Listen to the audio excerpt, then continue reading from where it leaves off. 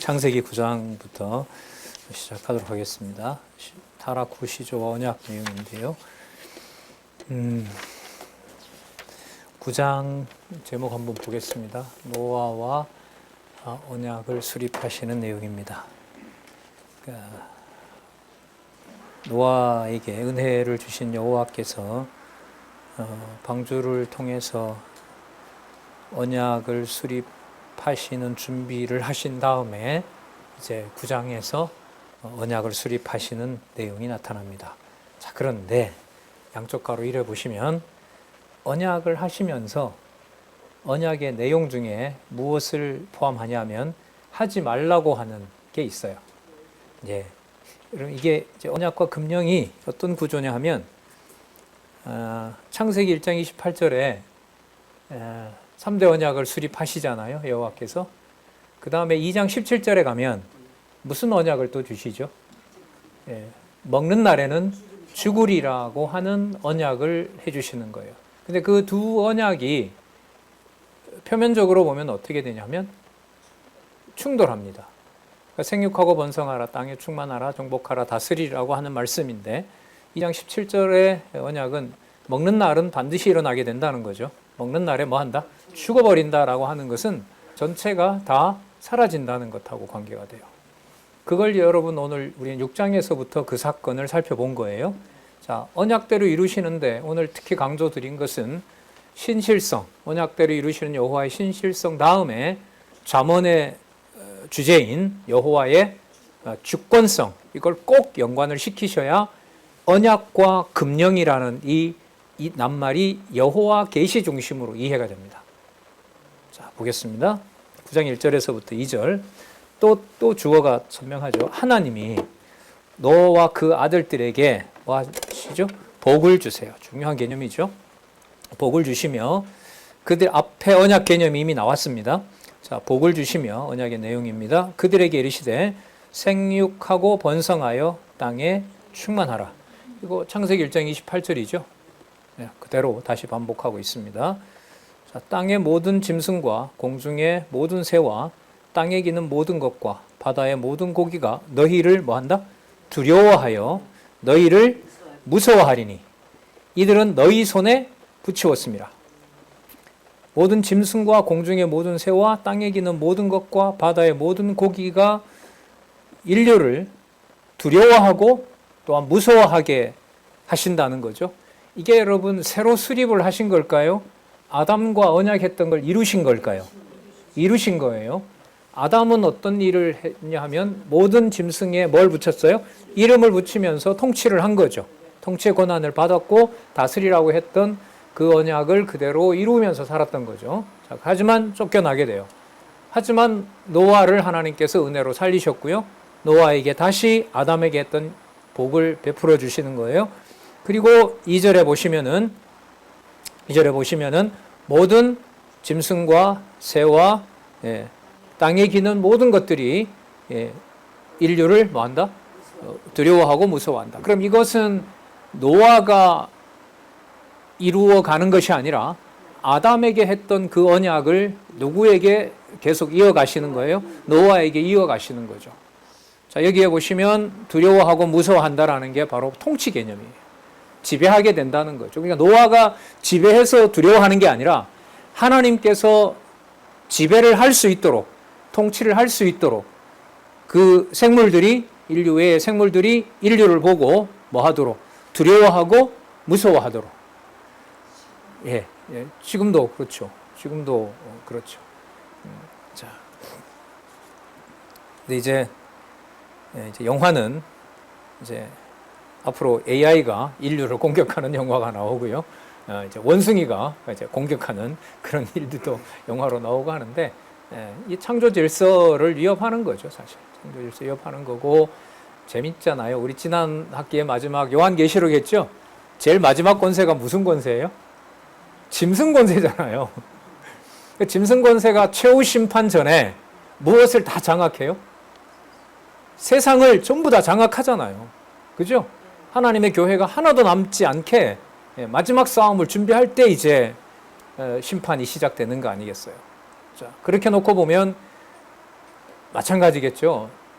짐승 세력이 무서워하도록 하나님께서 해놓으셨는데 짐승 세력이 두려워하면서 드러나는 행태를 보면 의인을, 하나님의 교회를 뭐 한다는 거죠?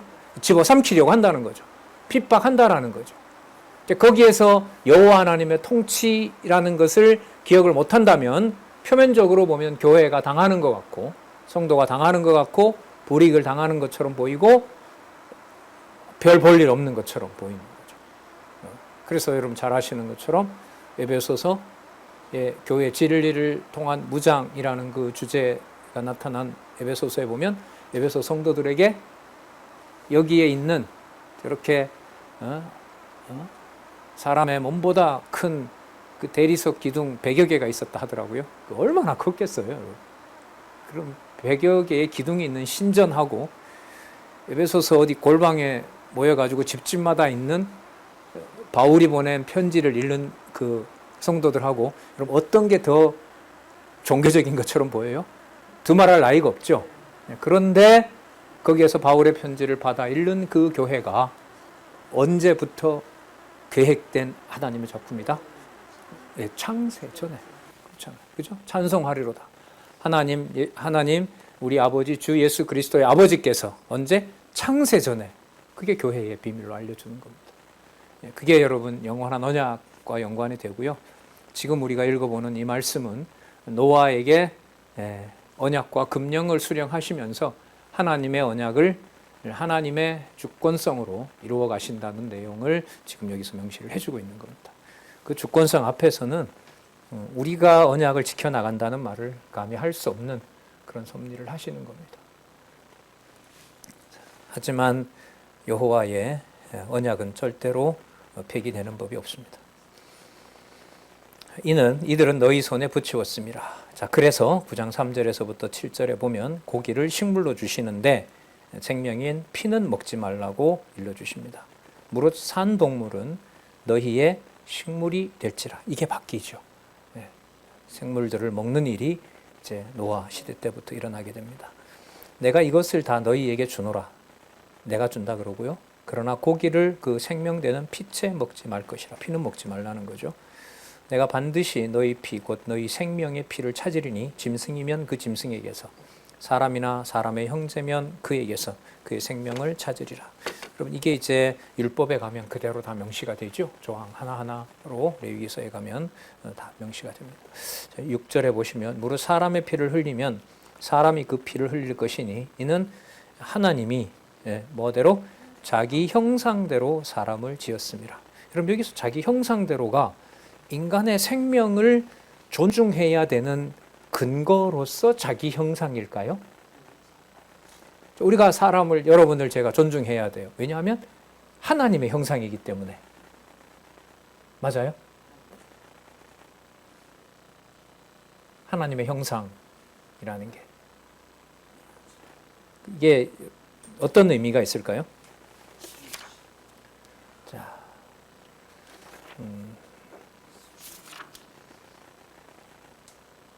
네, 우리 강론집에는 다른 설명은 없습니다. 자, 하나님이 자기 형상대로 사람을 지었습니다. 우리 근데 그런 말 많이 하죠. 사람을 서로 사랑해야 됩니다. 누구의 형상대로 지었으니까? 하나님 형상대로 지었으니까. 그러면 그쪽 상대방을 무시하는 것은 누구를 무시하는 거다? 하나님을 무시하는 거다. 따라서 형제를, 사람을 사랑하고 존중하고 해야 된다. 오케이. 자, 이게 이 내용입니까? 아니에요? 네, 그러면. 이게 이 형상대로 사람을 지었다고 여기 있잖아요, 지금. 예, 예. 이거 그러면 그 창세기 1장 26절하고 예. 연관을 시키면은 예. 통치 개념인 것 같습니다. 네. 그 개념으로 접근을 해야 된다. 접근을 해야 된다. 네. 예. 형상대로 사람을 지었으니 창세기 1장 26절에 나오는데 그걸 교수님이 통치 개념이라고. 연관이 되죠. 그러니까 하나님이 자기 형상대로 사람을 지었음이라 이렇게 얘기를 했으니까요. 사람의 인격을 존중하기 위해서 하나님의 형상을 사용하는 것은 누구 중심이죠? 우리 중심이죠. 그러니까 결과적으로는 하나님을 사랑하고 내 이웃을 사랑한다라고 했을 때 하나님의 형상이기 때문에라는 말은 좀 해석이 필요하죠. 예를 들면 성령께서, 예수께서 약속하신 성령께서 오셔서 여러분들과 저에게 내주하시기 때문에 그 성도의 인격이라는 것의 본질은 누가 다스리고 계신다? 성령께서, 하나님께서 뭐 하고 계신다? 다스리고 계시기 때문에, 또 그분의 그 성도의 주관자가 누구이기 때문에, 하나님이시기 때문에, 그러니까 하나님이 뭐 하시기 때문에, 통치하시기 때문에, 이방인이라도 성령으로 거듭난 하나님의 자녀들은 하나님이 통치하시기 때문에 그 사람의 행동 거지에 대해서 내가 통치하려고 하지 않는 거죠. 그죠? 예. 그래서 사도 바울의 편지가 그리스도가 통치하는 교회, 그리스도가 세워준 교회, 그리스도가 양육하시는 교회, 그리스도께서 무장시켜서 투쟁하고 승리하게 하시는 만왕의 왕, 만주의 주 예수 그리스도가 설립하시고 그 다음에 세우 승리까지 이끌어 가신다는 거죠. 그러면 하나님의 형상대로 지었다라는 말은 우리를 위해서가 아니라 누가 해나간다는 쪽에 무게를 둬야 될까요? 언약하신 대로 여호와께서 뭐 할 것이므로, 통치하실 것이므로 내 기준에 안 맞다고 해서 나한테 어떤 유해를 가했다고 해서 내가 직접, 예를 들면 내가 원수를 갚거나 내가 죽이거나 가일처럼 그렇게 하지 말라는 거죠. 누가 통치자이니까? 내가 통치자이니까. 이 통치 사건과 관련해서 노아와 노아의 가족들은 눈으로 본 거죠. 여호와의 통치가 얼마나 무서운지. 어느 정도로 무서워요? 다 뭐까지? 땅까지 전부 지배해버리고 심판을 해버리는 것을 노아로서는 눈에 본 거죠. 그러니까 여러분, 이거 하고요, 하나님의 형상대로 지었다라는 말하고 노아의 기준으로 보면 인간의 존엄을 위해서라는 것하고 맞아요, 안 맞아요? 안 맞죠. 근데 노아의 눈앞에는 인간의 존엄이고 뭐고 자신의 식구들을 은혜로 보호해 준 것 빼고는 모든 인류를 뭐 해버렸기 때문에 전부 죽여버렸잖아요. 죽여버렸기 때문에 하나님께서 자기 형상대로 지었기 때문에 피를 흘리지 말라라고 하는 말 속에서 우리를 존중하기 때문에, 인간의 생명이 고귀하기 때문에 그렇게 한다라는 말을 적어도 노아 입장에서는 그렇게 이해할 수가 없는 겁니다. 노아의 머릿속에는 뭐만 남아요? 누가 언약하시고 누구 방법대로 이루어 가신다? 여호와께서 언약하시고 여호와께서 자신의 방법으로 우리의 의가 아닌 우리의 가족을 하나님의 은혜로 택하셔서 당신의 이름을 우리에게 두신 것이고, 그 언약을 두신 대로 우리를 이 땅에 내려오게 하셨고 제사를 받아주셨고 여호와를 기념한 거기 때문에 하나님의 형상대로 지었다라고 하는 이 말을 누구 쪽에, 누가 귀하다라는 쪽으로 붙이면 해석이 안 된다? 인간을 위해서, 인간이 귀하기 때문에 그런 방식으로 이 개념을 쓰면은 이해가 되질 않는다는 겁니다.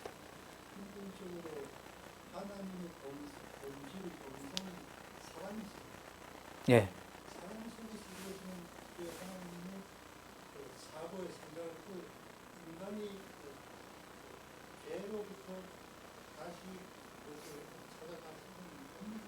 예, 없는 건데 지금 그러니까 그 사랑이라고 얘기를 할 때 보통 이제 일반적으로 기독교인들이 형상대로 지었다. 하나님의 형상대로 지었으니까 사람을 존중해야 된다. 뭐 일반은 총적인 맥락에서 그렇게 얘기를 해요. 그러나 지금 우리가 6장에서부터 살펴봤을 때 하나님의 사랑이라고 하는 것이 노아의 눈앞에 모든 인류를 심판하시는 그 사건을 하나님의 자비성, 하나님의 사랑이라는 것과 연관을 시키기 위해서는 그 사랑이라는 개념의 무게를 인간에게 조금이라도 둘 수 있다 없다? 없다는 거죠. 아까 본문에는 누구의 은혜라고 나왔죠? 노아는 하나님의 은혜를 입었더라. 은혜를 입었더라. 그리고 여기에 뭐가 작동하냐 하면 주권성이 작동한다 그랬죠? 자, 그렇잖아요? 하나님의 은혜로 노아가 물 위에 떠다니는 그 모든 그 방주 밑에는 전부 무슨 현장이 되는 거죠? 심판 현장이 되는 거죠. 심판 현장이 되는 거죠. 그러니까 하나님의 생육하고 번성하고 땅을 정복하고 다스리라고 하는 통치 언약은 노아 사건을 통해서 무엇으로 드러나요? 심판으로 드러난 거죠. 근데 그 심판의 정도가 그런 하나님의 주권적인 통치가 무엇이 사라지는 지경까지 간다?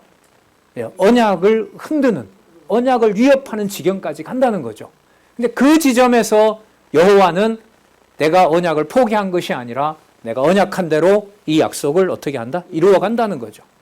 자, 그랬을 때 여러분 많이 감정이입을 좀 해보면 노아가 나와서 번제로 여호와께 드렸고 여호와가 받아주셨잖아요. 그럼 노아의 기도가 여러분들 같으면 우리 가족을 살려주셔서 감사합니다.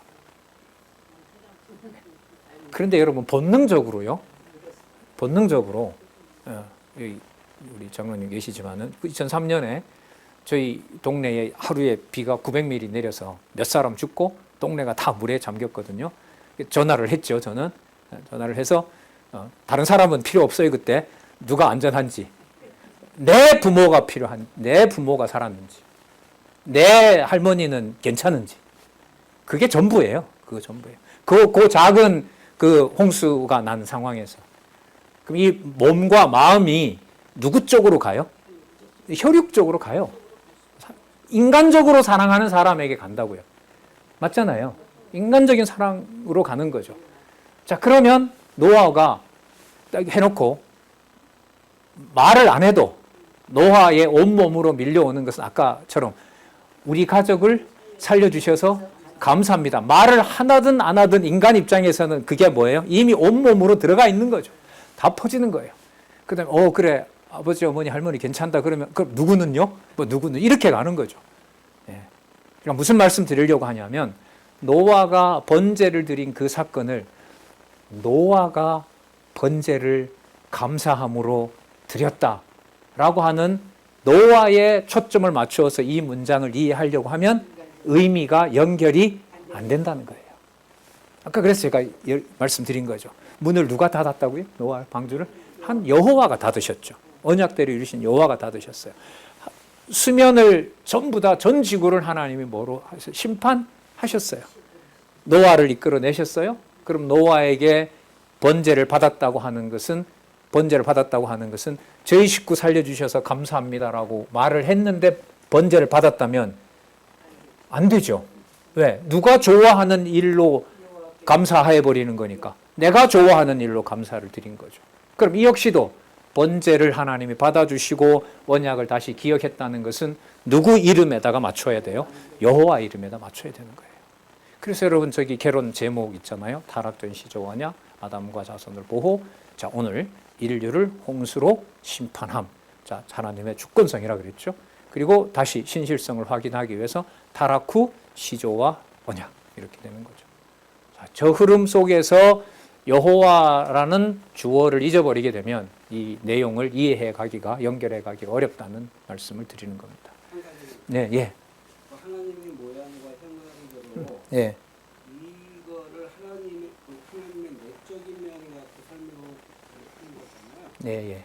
근데 그걸 하나님의 5대 속성을 가지고 설명을 하면 이게 타당한 일단 본문에 좀 충실을 하고자 합니다. 1장 26절과 27절, 28장은 우리가 우리의 모양대로 형상을 짓고 그들로 하여금 뭐 하게 하자? 다스리게 하자. 일단 통치 개념이라는 거죠. 그러면 이제 장로님 질문하신 통치가 이루어지는데 하나님께서는 기본적으로 언약하신 대로 이루어 가시는 신실하신 분이신 거죠. 당신의 모든 능력을 쓰세요. 천지 창조할 때 우리가 관여한 게 없죠. 그런 의미에서 뭐냐면 전능성인 거죠. 죽이기도 하고 살리기도 하는 거죠. 순전하고 정직하고 의로운 욥이라도 누구에게 맡기는 분이에요? 사단에게 맡기는 분인 거죠. 하지만 반드시 언약대로 이루어 가세요. 그런데 누구 방법대로 언약을 이루어 가세요? 여호와의 방법대로. 그런 의미에서 주권성이라는 속성을 쓸 수 있고요. 좀 덜 나갔지만 영원성까지 들어온다면은 더할 수도 없고 덜할 수도 없는 방식으로 주권성을 이루시는 거예요. 그러니까 그 하나님의 모양과 형상대로 창조를 하셨는데 예. 그 창조된 예. 피조물이 이 5대 속성을 갖고 있다. 5대 속성을 가지고 있다와 5대 속성을 그 인류를 통해서 계시한다라는 말하고는 의미가 완전히 다르죠. 자, 만약에 제가 그런 속성을 가지고 있습니다라고 했을 때 성령께서 우리에게 임하시면 하나님이 내가 전능성 자가 되는 건 아니에요, 장로님. 맞죠? 전능성을 나를 통해서 계시하는 거지. 맞죠? 그리스도의 지체인 교회를 통해서 전능성을 계시하시고 신실성을 계시하시고 주권성을 계시하시고 영원성을 계시하시고 마지막이 뭐죠? 자비성을 계시하시는 것이지 내가 전능자가 되고 내가 믿을 만하고 그건 아니잖아요. 그죠? 내가 주권자가 되고. 그러니까 이런 거겠죠. 장로님을 제가 만약에 그 진리 안에서 이제 장로님을 제가 이렇게 존중한다면은 진리의 말씀을 거하게 하시고 하나님의 5대 속성을 있게 하는 분을 그리스도가 관리하시고 그리스도 안에서 하나의 교회가 알고 믿는 것이 하나로 만들어 주셨다는 차원에서 그리스도가 통치하는 그 통치권에 굴복해서 장로님을 제가 존중하는 거지. 제가 가진 장로님이 가진 인격과 제가 가진 인격을 서로 존중해야 되기 때문에 서로 존중하는 건 아니죠. 그러니까 제가 장로님을 존중하는 것은 그리스도의 통치 개념으로 보면 그리스도 안에 철저하게 복종하기 때문에 그리스도가 장로님을 통치한다는 그게 믿어지기 때문에 장로님을 존중하게 여기는 것이지 그리스도가 통치하고 나에게 하나님이 어떤 독자적인 속성을 줬고 그걸 가지고 장로님을 존중하는 건 아니죠. 그래서 제가 오늘 계속 강조드리는 게 본문에 계속 확인하는 게 결정적인 순간마다 누구의 주어가 나와요? 이거 누가 했다? 내가 했다. 여호와가 했다. 그리고 아까 말씀드린 대로 통치 개념이 바로 노아에게도 그 다음에 이제 나오게 돼요. 통치 언약은 나중에 자손들을 서열을 나눠버리죠. 셈과 함과 야벳의 관계를 뭐 합니까? 누가 누구의 종이 되고 뭐 이런 말이 나오죠. 그게 그러니까 백성들의 뭐가 일어나는 거죠? 통치 구조가 일어나는 거죠. 누가 누구 밑에 거하고 이런 말이 나오잖아요. 여호와를 부르는 셈의 하나님을 찬송하라. 그러면 셈의 장막에 누가 거하죠? 야벳이 거하죠. 그런데 야벳은 뭐 해야 돼요? 엄청 거부가 돼야 돼요. 지금도 보시다시피 노벨 상을 엄청난 13억이라는 돈과 함께 유럽이 모든 나라에게 나눠주잖아. 예를 들면. 자, 그리고 그 야벳의 종이 누가 돼? 함이 돼야 되는 거죠. 지금도 전쟁 일어나고 있는 나라 중에 하나. 거기에 유럽이 땅 따먹게 하는 거라고 얘기를 하잖아요. 자, 하지만 누구의 이름을 부를 수는 없어요. 창대해도. 셈을 배제하고 여호와 이름은 부를 수가 없는 거죠. 그래서 기왕 나온 거 하나님의 형상대로 지었기 때문에 사람을 존중한다라는 것 속에 일단 하나만 그리스도의 통치에 복종하고 나에게 어떤 의지와 어떤 사랑의 권한이 없다는 걸 그리스도의 권력에 철저히 복종하게 하심으로 진리 안에서 오직 그 성도를 또 다른 지체를 그리스도가 뭐 하고 계신다? 나처럼 굴복시키실 것이다. 그래야 상대방의 뭐예요? 어떤 인간적인 모습이나 이런 것들을 누가 통치한다라는 걸 계속 기억할 수 있어요? 그리스도가 통치한다는 걸 기억할 수 있는 거죠. 그게 더더욱 신약의 계시 기록이 완성된 다음에는 무엇으로? 진리의 말씀을 통하여 그렇게 한다는 거죠. 살았고 운동력 있는 말씀이 여러분 기록되고 완성된 하나님의 말씀의 능력이 더 하나님의 심판을 드러낼까요? 아니면 좀 비유가 그렇는지 몰라도 물 심판이 더 무서운 걸까요?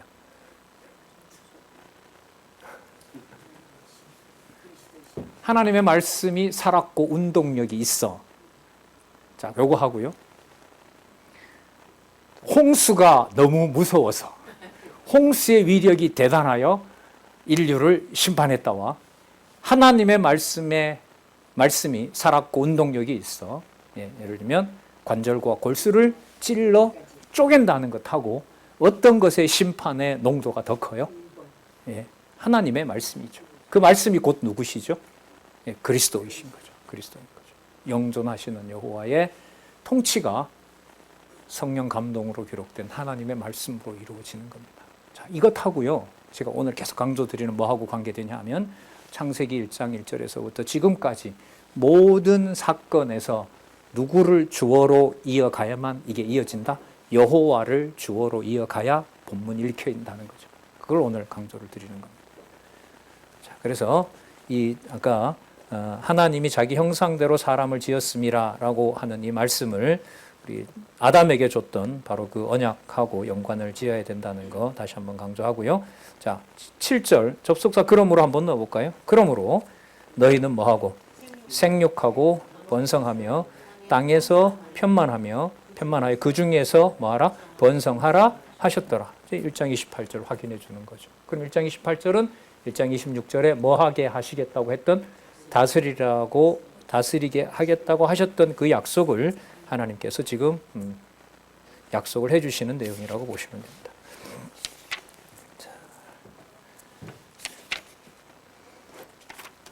그 다음에 9장 8절에서부터 17절 언약의 증거를 알려줍니다. 노아 자손과 생물을 홍수로 멸하지 않을 것을 언약하시는데요. 자, 8절 다시 하나님이 노아와 그와 함께한 아들들에게 일러 가라사대. 자, 이 약속은 여러분 노아와 아들들이 같이 듣는 거예요. 내가 너희 후손과 너희와 함께한 모든 생물 곧 너희와 함께한 새와 육축과 땅의 모든 생물에게 세우리니 아까 이미 지배를 약속하셨죠? 두려워하는 걸로. 자, 방주에서 나온 모든 것 곧 땅의 모든 짐승에게니라. 11절 내가 너희와 언약을 세우리니 다시는 모든 생물을 홍수로 멸하지 아니할 것이라. 땅을 침몰할 홍수가 다시 있지는 아니하니라. 예, 홍수 심판에 대해서는 하나님께서 하시지 않는다라고 얘기를 하십니다. 여러분, 그럼 이렇게 보면 홍수 심판이라는 사건에서 우리가 본문을 우리가 조금 전까지 확인했는데 가장 중요한 여호와의 계시는 무엇이었죠? 노아 홍수에서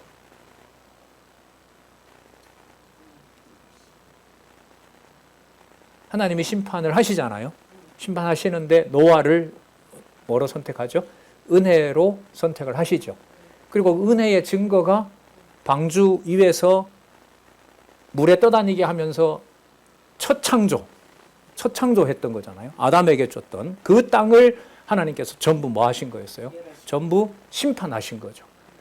그러니까 뭐와 뭐가 겹치는 거예요? 눈에 보이는 현상은 하나님의 언약이 전부 뭐 한 것 같은, 완전히 사라진 것 같은 그 상황이 오직 누가 개입할 수 없고 누구의 언약만 선명해져요? 인간이 개입할 수 없고 하나님의 언약만 선명해지는 거예요. 그럼 앞으로 아브라함, 이삭, 야곱에게도 그렇게 일어나느냐? 그렇게 일어납니다. 그런 구조로 성경 개론의 구조가 되어 있죠. 그러니까 누구 중심으로 구조를 독자들에게 안내해요? 여호와의 존재와 속성 계시 중심으로. 따라서 예를 들면 뭐 언약 수립 이런 게 우리가 쓰는 보통 명사예요. 하지만 우리가 쓰는 보통 명사도 되지만 우리가 일상생활에서는 저 개념이 성경에서 언약을 수립했다고 했을 때는 주어를 꼭 누구로 두고 봐야 된다? 여호와께서. 주어가 나오지 않더라도 일이 진행되는 사건을 묘사하더라도 거기에서 누구의 이름을 누구 방법대로 이어가신다? 여호와께서 여호와의 방법대로 이어가신다는 것. 그걸 보시고 성경을 읽어 나가시면 돼요. 그리고 계속 그러니까 앞뒤로 확인을 해 가야 돼요. 네. 자, 12절 하나님이 가라사대 또 강조합니다. 내가 나와 너희와 및 너희와 함께하는 모든 생물 사이에 영세까지 세우는 언약의 증거는 이것이라. 표징, 징조는 이것이라. 자, 이게 다음에 나오는 무지개를 주시는 것하고 관계가 됩니다. 여기 보면 영세까지 세우는 언약, 우리가 영원한 언약이라고 할 수가 있겠죠. 영원한 언약, 피조 세계에서는 계속해서 이어지는 여호와의 언약하고도 관계가 되지만은 신약 개념까지 우리가 생각을 한다면은 바로 창세전 영원한 언약하고도 관계가 되겠죠. 자, 그 언약이 창세기 1장 1절에서부터 첫 번째 인류 그리고 그 인류에 번성했던 땅 자손들을 전부 심판하고 노아의 가족 8식구에게 은혜를 베푸심으로 다시 그 자손 땅 통치 언약을 이루시는 바로 그것을 지금 영세까지 세우는 언약의 증거라고 합니다. 영원한 언약이라고 하는 말은 시간적으로 봐도 하나님 방식으로 그 언약이 뭐한다? 이어진다는 말이 되는 거고요. 왜? 낮과 밤이 교차하는 것처럼. 일일의 낮과 밤이 교차하는 것처럼 그리고 어둠의 세력과 빛의 세력이 서로 교차하는 것처럼 아까 뭐라 그랬어요? 여름과 겨울, 더위와 추위, 심음과 거듭 그게 교차하면서 여호와 하나님의 창세전 성경으로 보면 창세기 1장 1절에 있었던 바로 하나님의 천지 바로 장차 올 모든 피조 세계가 사라진 다음에 하늘에서 내려오는 거룩한 성새 예루살렘 새하늘과 새 땅과 관련된 언약도 이 속에 실체적으로 예언하고 있다고 할 수 있겠죠. 자, 그게 우리가 살고 있는 이 교회의 의미인 거고요. 자, 9장 13절에서부터 17절. 홍수로 멸하지 않을 언약의 증거를 무지개로 알려줍니다. 아까 언약은 영원한 언약이라고 보면 되겠죠. 13절. 내가 내 무지개를 구름 속에 두었나니 이것이 나의 세상과의 언약의 증거니라. 좀 바꾸면 더 자연스러워. 이것이 세상과 세운 나의 언약의 증거니라. 이렇게 읽으면 더 자연스럽네요. 내가 구름으로 땅을 덮을 때에 무지개가 구름 속에 나타나면 내가 나와 너희와 및 혈기 있는 모든 생물 사이에 무엇을 기억한다? 내 언약을 기억하리니 다시는 물이 모든 혈기 있는 자를 멸하는 홍수가 되지 아니할지라. 멸하는 홍수가 될 수는 없다. 자, 무지개가 구름 사이에 있으리니 내가 보고 나 하나님과 땅에 무릇 혈기 있는 육체를 가진 모든 생물 사이에 된, 여기 나오네요. 무슨 언약을 기억하리라? 영원한 언약을 기억하리라.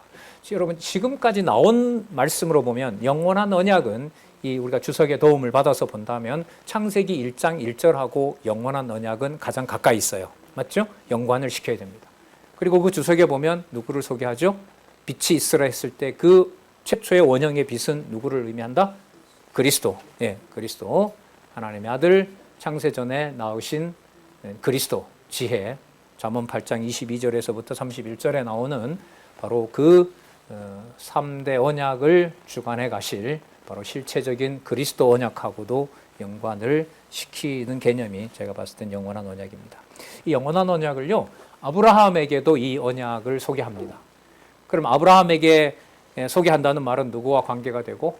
노아하고 연관이 되고요. 그 다음에 노아는 아담과 연관해서 에덴 동산 그리고 그 이전에 있었던 영원한 천국에 대한 하나님께서 그 영원한 사역을 하신 것하고 연관이 됩니다. 17절. 하나님이 노아에게 또 이르시되 내가 나와 땅에 있는 모든 생물 사이에 세운 언약의 증거가 이것이라 하셨더라. 자, 그 다음에 9장 18절에서부터 29절. 늘 이 성경 읽는 방법을 여러분들에게 소개하는데, 아까 17절에 하나님이 노아에게 이르시되 내가 나와 땅에 있는 모든 생물 사이에 세운 언약의 증거가 이것이라 하셨더라. 이것이 바로 뭐죠? 아까 구름 속에 뭐가 나타나는 거? 예? 무지개가 나타나는 거였잖아요. 자, 그 다음에 제가 저를 한번 보세요. 자, 그래서 무지개 사건을 통해서 내가 영원한 언약을 너희들과 세웠다. 자, 그래서 노아의 아들 셈과 함과 야벳의 후예는 이러하니라. 연결돼야 안 돼요? 되죠? 예, 되죠? 언약 성취를 이해하는데 선명하죠? 예. 제가 9장 18절부터 29절을 빼고 읽었어요. 그 사이에 뭐가 나오냐면 포도 농사를 지은 이 할아버지께서 얼마나 마셨는지는 모르겠지만은 벌거벗은 몸으로 이제 함에게 노출이 되고 그 다음에 셈과 야벳이 가서 아버지를 덮어주는 일이 벌어지는 집니다. 예. 자.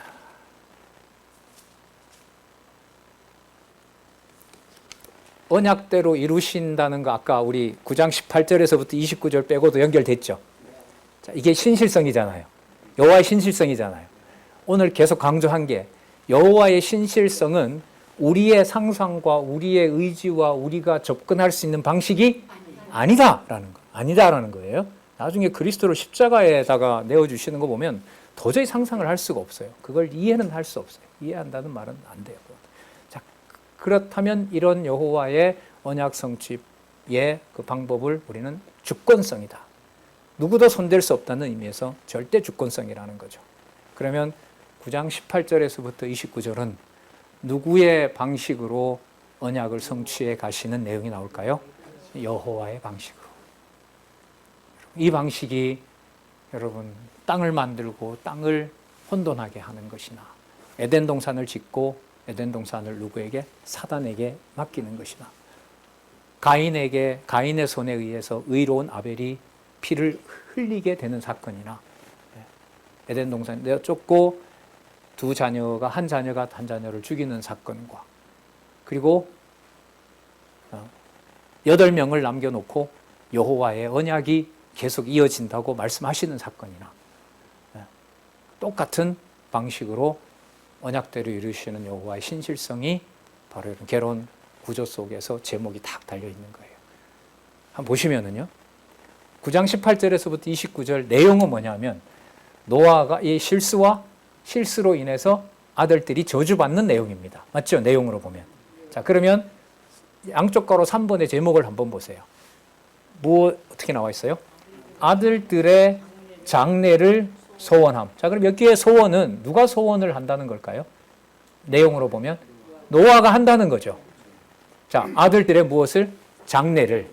그러면 노아가 아들들의 장례가 이렇게 될 것을 소원한다라고 하는 것하고 여호와의 언약이라는 것하고 연결이 돼야 돼요? 안 돼야 돼요? 그러면 연결이 어떻게 되겠어요? 여호와께서 여호와의 방법으로 해 가시는 그 일에서 뭐 노아가 실수하고 함이 실수한 것이 궁극적인 목적은 아닌 거예요. 자, 그러면 무엇이 이어진다는 것이 핵심일까요? 여호와의 언약이 이어진다는 것이 핵심인 거예요. 그래서 이 부분도 성경을 쭉 읽어갈 때 사실 잘 이해가 되질 않았어요. 사실 이 일의 장본인은 사실 누구죠? 아버지의 실수잖아요. 인간적으로 접근하면. 아버지가 실수였고 본문을 안 읽어봤을 때는 마치 함이 제가 만화를 봤거든요. 교회 학교 다닐 때 만화를 봤는데 그 만화에다가 함이 성경에 없는 내용이에요. 함이 아버지 벗은 거 보고 막 키득키득 웃는 게 나와요. 이걸 초등학교 때 읽어가지고 성경에 보면 함이 노아의 그 모습을 보고 막 이렇게 조롱하는 게 나오는 줄 알았어요. 근데 그런 내용 안 나와요. 안 나와요. 네. 여기서 굳이 누구에게다가 원인을 돌리면 안 된다. 함이 이랬기 때문에. 똑같은 오해가 어디에도 생기냐면 아브라함이 재물을 쪼개지 않았기 때문에 400년 동안 종살이 했다. 이렇게 누가 원인이 되도록 자꾸 찾아가죠? 인간이 주어가 되도록. 여러분, 근데 그 홍수 심판 사건에서 거기서 인간의 원인을 찾아가고 원인을 규명한다는 게 여러분, 그걸로 답이 나오지 않는다는 거 우리 살펴봤었잖아요. 자, 18절에 보면 이 사건이 이루어지기 전에 이미 이 사건의 결론을 내리고 있어요. 18절 볼게요. 같이 한번 읽어보실래요? 시작. 방주에서 나온 노아의 아들들은 셈과 함과 야벳이며 함은 가나안의 아비라. 이미 여기서 함 사건에다가 결정을 이미 내리고 있어요. 그럼 하나님께서 함은 누구의? 가나안의 아비가 되도록 정해 놓으신 거죠. 그 과정이 이루어지는 거예요, 지금. 자, 노아의 이 세 아들로 쫓아 백성이 온다. 이건 무슨 언약이 이루어진 거예요? 자선 언약이 이루어진 거죠.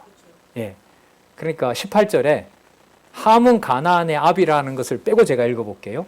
방주에서 나온 노아의 아들들은 셈과 함과 야벳이다. 19절 노아의 이 세 아들로 쫓아 백성이 온 땅에 퍼지니라. 연관이 돼요, 안 돼요? 아주 자연스럽죠. 자, 요 사이에 뭐가 들어가요? 함은 가나안의 아비라. 그러면 여러분 잘 보세요. 지금 이 글을 누가 기록하고 있죠? 모세가 기록하고 있잖아요. 어디에서? 광야에서. 애굽에서 나와서. 광야에서 기록하고 있는데 애굽에서 나와서 어디로 가고 있어요, 지금? 가나안으로 가고 있죠. 가나안에 누가 살아요? 원주민이 살죠. 근데 그 원주민이 이 말씀에 의하면 누구의 후손인 거예요? 함의 후손인 거죠. 자기신들은 누구의 후손이에요? 모세와 함께하는 이스라엘 백성들은 누구의 후손이죠? 셈의 후손이죠. 아브라함의 후손, 셈의 후손이잖아요. 그럼 여기서 함은 가나안의 아비라는 이 한마디로 보면 이스라엘 백성들이 들어가는 저 가나안 땅을 하나님께서 이미 언제부터 작정해 놨다. 적어도 노아 홍수 이후에 세 아들의 지배 관계를 통해서 함이 가나안의 아비가 되고 또 뒤에 나오지만 셈의 여호와, 셈이 찬양하는 여호와의 바로 여호와를 부르는 셈의 종이 된다라는 사실을 여기서 알 수 있게 되겠죠. 자, 함은 가나안의 아비라. 19절 노아의 이 세 아들로 쫓아 백성이 온 땅에 퍼지니라. 노아가 농업을 시작하여 포도나무를 심었더니 이 포도주를 마시고 취하여 그 장막 안에서 벌거벗은지라. 자, 가나안의 아비 함이 그 아비의 하체를 보고 밖으로 나가서 두 형제에게 고하매. 그냥 고한 거예요. 자, 그 다음에 23절 셈과 야벳이 옷을 취하여 자기들의 어깨에 메고 뒷걸음쳐 들어가서 아비의 하체에 덮었으며 그들이 얼굴을 돌이키고 그 아비의 하체를 보지 아니하였더라. 자, 이렇게 된 거예요. 함이 막 키득거리고 이런 거 안 나옵니다. 자, 그러면 여러분, 그러므로 함과 야벳은 축복을 받았다. 근데 여러분, 이 본문으로 보면, 예? 아비의 하체를 보질 않고, 함과 셈과 야벳이 그렇게 했으므로 노아가 술을 깨서 그 얘기를 알고 함을 뭐하고, 함을 저주하고, 야벳과 셈을 뭐했다? 복졌다. 그러면 결론이 어떻게 나겠어요? 부모의 흠이 있더라도 절대로 발설하거나 따지지 말고 그 허물을 덮으시고 셈과 야벳처럼 아버지의 수치를 덮고 그분을 용서하고 그렇게 하면 하나님이 여러분들에게 노아를 통해서 복 준 것처럼 뭐 할 것이다? 복 줄 것이다. 아멘. 여러분, 이 본문을 보고 이렇게 말하는 게 황당한 얘기예요? 인간적으로 합리적이에요? 합리적이죠. 그래서 여러분, 저 제목 있잖아요. 9장 제목, 8장 9장 18절에서부터 29절 하고요. 그 이외에 있는 한쪽 가로 제목을 한번 보시기 바랍니다. 9장 제목, 노아와 언약을 수립하신다. 누가요? 여호와께서. 맞죠? 수립하는 과정에 노아가 실수하고 함이 보고 얘기하고 그 다음에 셈과 야벳이 옷을 덮어주는 사건이 무엇을 이루어가는 과정이에요? 언약을 수립해가는 과정이라는 겁니다. 행위로 보면 셈과 야벳이 잘한 거죠. 자, 그렇다고 해서 셈과 야벳의 행위가 결론까지 가면서 그 두 사람이 주어가 되어서는 성경을 읽어갈 수가 없다는 거죠. 없다는 거예요. 자, 24절 보겠습니다. 29절까지 노아가 술이 깨어 아들들의 장례일을 소원하고 죽습니다. 노아가 술이 깨어 그 작은 아들이 자기의 행한 일을 알고 이에 가로되 자, 가나안은 뭘 받아? 저주를 받아 그 형제의 종들의 종이 되기를 원하노라.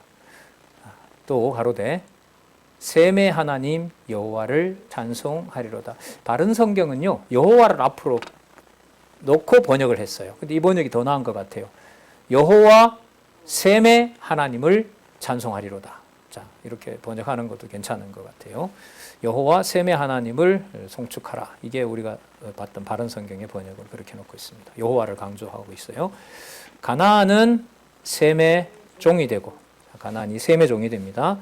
그 다음에 하나님이 야벳을 창대케 하사 셈의 장막에 거하게 하시고, 그러니까 여러분, 셈의 장막에 거한다는 말은 누구의 이름을 부르려면 꼭 누가 필요한 거예요? 셈의 장막에 거한다고 했으니까 셈의 장막에 거하지 않으면 누구의 이름을 부를 수 없어요? 여호와의 이름을 부를 수 없는 거죠. 그러면 셈의 장막에 거하게 하고 야벳은 뭐가 된다는 거예요? 창대하게 되는 거죠. 그래서 여러분, 적어도 여러분 그 페르시아 시대 있죠. 다니엘서에 보면 바벨론에 잡혀가잖아요. 페르시아 시대 때부터는 여러분들 세계 역사가 예수님 오실 때는 어느 제국이었죠? 로마 제국이었죠. 페르시아 다음에 어디예요? 헬라 제국이죠. 헬라 제국 다음에 로마 제국이죠. 그 로마의 후예들이 지금 유럽에 있다가 태평양을 건너와서 미국이 잡고 있고 다민족 국가 미국인 거잖아요. 자, 이 한 2500년의 역사로 놓고 봤을 때 그리스도 오실 때부터 인류 문명의 문화사는 누가 창대해지는 역사예요? 야벳이 창대해지는 역사예요. 야벳이 창대해지는 역사라고 보시면 돼요. 그런데 누구 이름을 부르려면 여호와의 이름을 부르려면 누구 장막 안에 셈의 장막 안에 들어와야 되는 거죠. 신학적으로 말하면 바로 그리스도가 왕 대신 교회 안에 들어와야 누구의 이름을 부를 수 있다? 여호와의 이름을 부를 수 있도록 하셨다. 자, 그렇게 신학적으로 해석할 수가 있을 것 같아요. 자, 27절. 하나님이 야벳을 창대케 하사, 분명히 나오죠. 하나님이 야벳을 창대케 하사 셈의 장막에 거하게 하시고 가나안은 그의, 야벳이겠죠. 야벳의 종이 되게 하시기를 원하노라.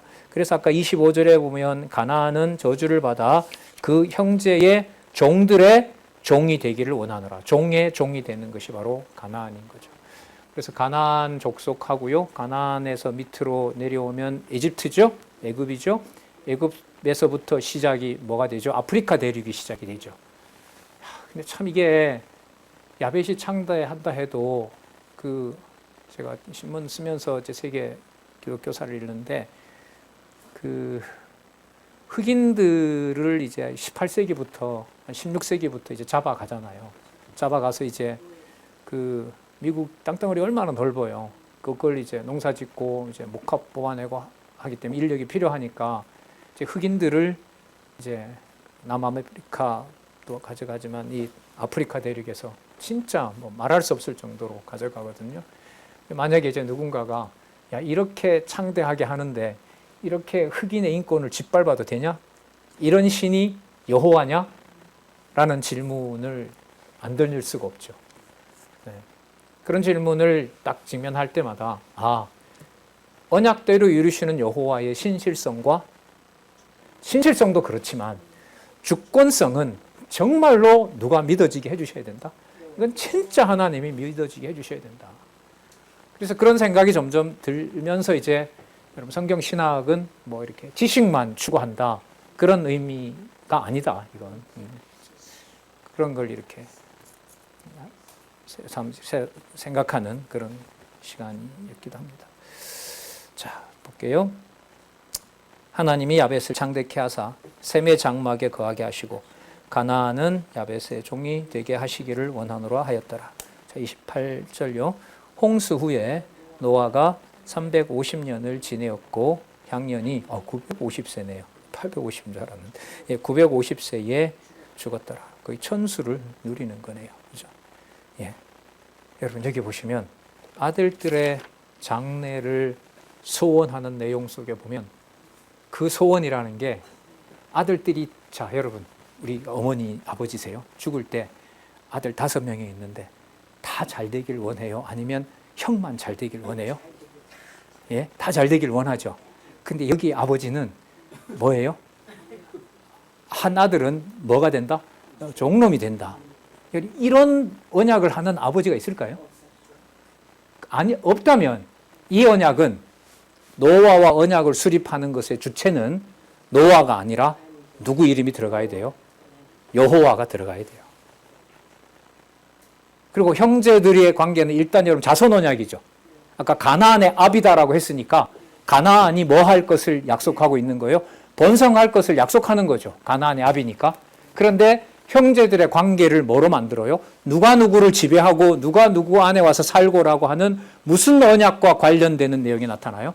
통치 언약과 관련되는 내용이 나타나는 거예요. 네. 그런데 여러분 땅 언약이 나오고 자손 언약이 나오고 자손 언약과 땅 언약과 관련된 것은 노아의 경우에는 아까 본문에도 계속해서 뭐가 나왔어요? 땅이 나왔죠. 땅을 심판하고 땅이 어떻고 땅이 메말랐고 땅이 바람이 불며 드러났고 뭐하고 계속해서 땅 언약을 해주셨어요. 자손 언약은 하나님께 번제를 드린 다음에 자손들이 어떻게 된다? 번창하리라고 했고 뭐도 줬어요? 식물도 줬어요. 이제 동물을 잡아먹어도 되는 거예요.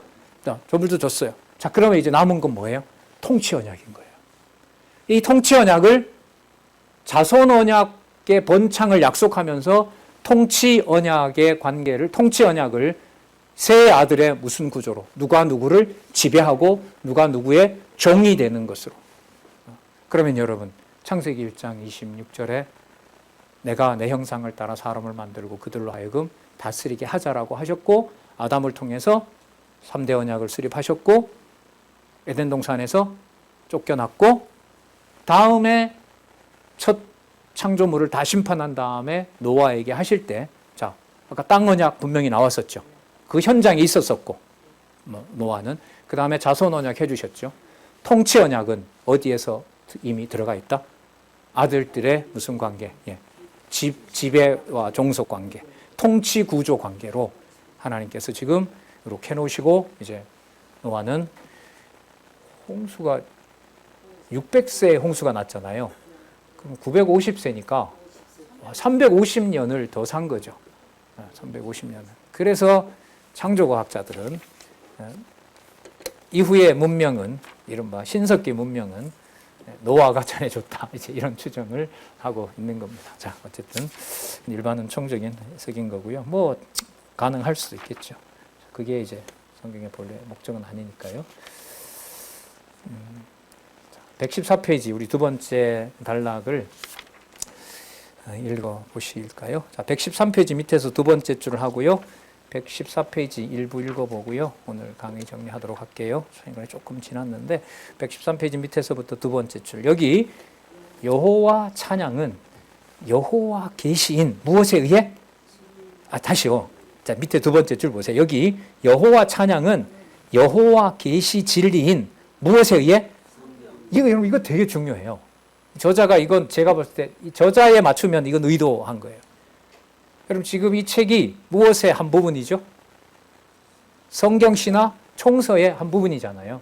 자, 그리고 여기에서 여호와 계시의 진리인 어디에 무엇에 의해? 성경에 의해 여호와를 알고 경외하는 셈의 후손이. 자, 그러니까 셈의 후손을 어떻게 신학적으로 해석하냐 하면 여호와를 경외하는 복을 받았어요. 맞죠? 누구를 통하지 않으면 여호와 못 만난다고요? 셈이 야벳이 아무리 돈을 많이 벌어도 누굴 못 만나면 여호와 못 불러요? 셈 못 만나면 못 불러요. 반드시 셈을 만나야 돼요. 자, 그러면 셈에게 주신 복이 메시아에 대한 언약인 거고요. 언약의 혈통이 아브라함부터 시작해서 예수님 오실 때까지 야곱까지 이어지는 거예요. 자, 그런데 지금 이 저자는 여호와를 알고 경외하는 셈의 후손인데 그 셈의 후손에게 무엇에 의해서 그렇게 됐다라고 얘기를 하죠? 성경에 의해. 성경에. 그럼 성령이 오셔서 하신 역사가 뭡니까? 중생시키시고 그들로 하여금 깨닫게 해서 말씀을 전하게 하시고 사도들로 하여금 뭐 하게 하셨죠? 말씀을 기록하게 하신 거죠. 무엇의 완성인 거예요? 성경 계시 기록의 완성인 거예요. 이걸 여러분 유의 있게 한번 보시기 바랍니다. 전 아직 저자에게 질문은 해보진 않았습니다만 제 나름대로 여러분들에게 말씀을 드리는 겁니다. 성경에 의해 여호와를 알고 경외하는 셈의 후손이 누리게 될 최대의 축복이다. 자, 그 다음 단락에. 자, 그리고 이어서 야벳에게 야벳을 창대케 하사 셈의 장막에 거하게 하신다고 얘기했다. 그러면 여러분 아까 성경에 의해서라는 말하고 연관을 시키면 야벳이 셈의 장막에 거한다라는 말은 야벳이 무엇을 받게 된다는 거죠? 누구를 통해서? 셈을 통해서. 셈의 후손들을 통해서 야벳 족속이 여호와 이름을 알게 되는 일이 벌어져요. 성경 신학까지는 너무 빨리 가는 거고요. 구약의 그 사건을 신약은 뭐로 기록되죠? 헬라어고요. 구약은 뭐예요? 히브리어죠. 셈족의 언어로 된 거잖아요. 셈족의 체제를 예루살렘 성문을 여는 사건이 구약에 벌어지죠. 무슨 사건이죠? 예루살렘을 허무는 사건이에요. 누가 침략하죠? 바벨론이 침략해서 예루살렘에 묶여있던 여호와의 이름이 이제 어디로 가게 됩니까? 바벨론에 가서 활동하죠. 그게 바로 여러분 다니엘이 가서 그 현장에서 보는 거 아니에요. 거기서 뭘 보죠? 벨사살 왕이 하나님의 손이 나타나서 언약한 대로 죽는 것을 보잖아요. 그 바벨론 이후의 역사는 여러분 적어도 그리스도가 오시고 현재까지 누가 창대한 역사예요? 야벳 족속이 창대한 역사예요. 그 야벳 족속이 이 말씀에 의하면, 이 주석에 의하면 누구로부터? 셈족으로부터 누구 이름을 받은 거예요? 여호와의 이름을 받아서 할 수 있도록 받아서 여호와를 알리게 되도록 여호와께서 섭리하신 거죠. 그 역사가 그러면 무슨 역사겠어요? 셈족의 언어인 히브리어로 구약을 쓰게 하신 여호와께서 세계의 보편적인 언어였던 무슨 언어로? 헬라어로. 헬라가 제국이었으니까요. 헬라어로 쓰게 하시는 일반 은총적인 역사 해석의 하나의 그 근거가 되기도 합니다. 하사 셈의 장막에 거하게 하신다고 소원했다. 이는 야벳의 후손이 번성하고 광대하게 되지만 결국 셈의 후손이 이룩한 문명의 영역 안에 거할 것을 소원한 것이다. 이는 전 인류의 역사적 섭리를 통해 완전히 성취해 주시는 하나님의 언약이기 때문이다. 그럼 전 인류의 역사적 섭리의 핵심은 아까 말에 의하면 무엇이 기록되고 무엇이 전파되는 방향으로 간다는 걸까요? 성경이 기록되고 성경이 전파되고 성경이 땅끝까지 복음을 전하는 것으로 어떻게 말씀이 운동해 가고 있느냐라고 하는 의미가 저는 여기에 담겨 있다고 보는 겁니다. 네, 그래서 아까 말씀드린 것처럼 성경에 의해라는 요 수식어에 초점을 좀 맞추시고 성경 신학이 여호와 계시에 초점을 맞추어서 처음부터 끝까지 여호와 계시 중심으로 성경을 보도록 안내하고 있다는 거 다시 한번 강조를 드립니다. 네, 기도하겠습니다. 하나님 아버지 감사합니다. 진리의 말씀 기록해 주셨을 뿐만 아니라 깨달을 수 있도록 우리 귀한 신앙의 선배들을 준비해 주시고 또 그 좋은 환경에서 하나님의 말씀 이렇게 깨닫게 해주셔서 너무나 감사드립니다. 특히 셈족에게 무서운 심판 이후에 셈족에게 언약하신 하나님의 귀한 은혜를 또한 생각해 보며 우리 눈앞에 또 우리 손에 이렇게 가까이 있는 그 진리의 말씀 속에서 드러나는 은혜를 늘 망각하지 않고 늘 기억하며 주 예수 그리스도의 몸된 지체로서 형제와 지체를 사랑하며 여호와를 경외하는 삶을 살 수 있도록 우리를 붙잡아 주시옵소서. 예수님의 이름으로 기도합니다. 아멘.